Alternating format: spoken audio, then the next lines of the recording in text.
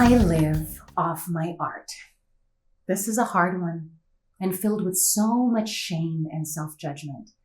Again, unlike in most other professions, the majority of artists are not able to consistently financially sustain their material lives solely through income earned from their art, no matter how brilliant or accomplished they are. This is just a painful reality that, as I pointed out, you don't really get taught how to deal with in school. And this reality hurts. It hurts our egos and it damages our sense of self-worth. Unfortunately, the arts industry highlights stories of the lucky 1% to 2% of artists who make it, often glamorizing their so-called rags to riches stories with misleading overnight sensation narratives. This skews our understanding and expectations coming into this profession as young artists. We see the incredible success stories of the artists we admire, and we innocently strive towards that. In the process, sometimes harming, abusing, compromising ourselves in the effort to get there.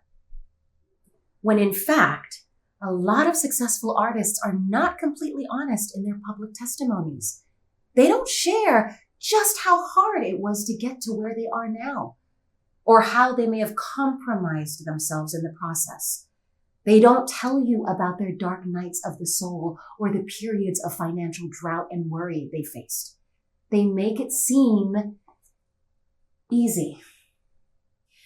And so perhaps you compare yourself to them and wonder, why isn't it as easy for me? What am I doing wrong? What's wrong with me? I want to liberate you from this kind of thinking because it is not true. It's not real. And it is so unfair to you. It will burden you with so much shame and self-judgment and make you doubt yourself. This, to me, is the source of so many artists' mental health struggles. And I want to shine a light into this darkness because darkness cannot exist where there is light.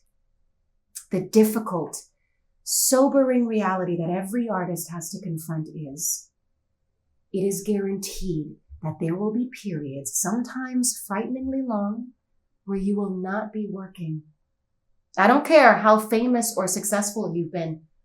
And most of us don't have the financial luxury of not having to find other work to supplement our income while we try to book that next job, or get that next book published, or get that latest masterpiece exhibited in a great gallery. I believe the majority of artists who have longevity, those who are able to last the full length of the marathon, are artists who find a way to sustain themselves financially, whether or not they are being paid in their artistic discipline. And, very important, in a way that does not kill their soul and make them hate their life. I am convinced this is the artist's greatest challenge. One thing that took me a very long time to understand that I want you to get now is making money from your art does not define your success or make you a great artist.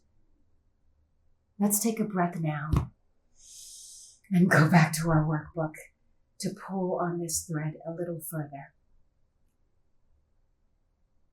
At this point in my career, am I making all my money exclusively from my art? Have there been times where I was not able to entirely make my living from my craft? If so, how does or did that make me feel? Can I now intentionally separate my success as an artist from the idea of making all my money from my art? What shifts could I make towards this adjustment in self-value?